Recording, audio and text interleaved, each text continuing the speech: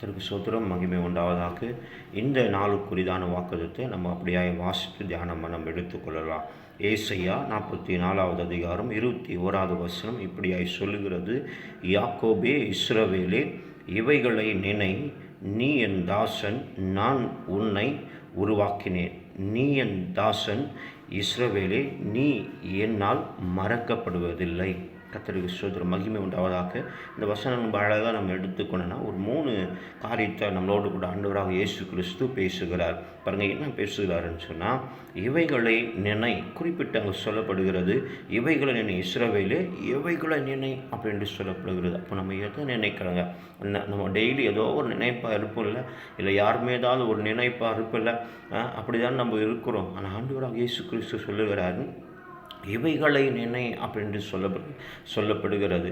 அப்போ நம்ம எத்தனை தடவை ஒரு நாளைக்கு ஆண்டவரை நினைக்கிறோம், அவருடைய செயல்களை நினைக்கிறோம், அவருடைய அற்புதங்களை நம்ம நினைக்கிறோம்.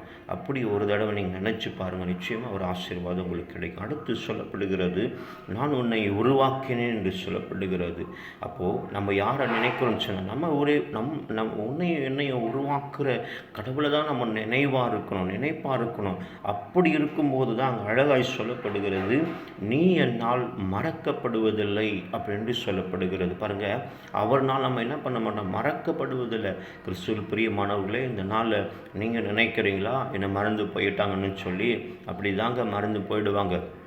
உலகத்தார் அப்படி தான் இருப்பாங்க, மறந்துடுவாங்க, ஒரு நாள் கைவிட்டு விடுவாங்க. ஆனால் கர்த்தரோ, இயேசுவோ நமக்கு சொல்லப்படுகிறது, நீ என்னால் மறக்கப்படுவதில்லை. எப்போவுமே நம்ம நினைவாக இருக்கிறவர் யாருன்னு சொன்னால் ஏசப்பா தாங்க. கர்த்தர் உங்களை இந்த நாள் ஆசீர்வதித்து வழி நடத்துவாராக்கு. ஆமென்.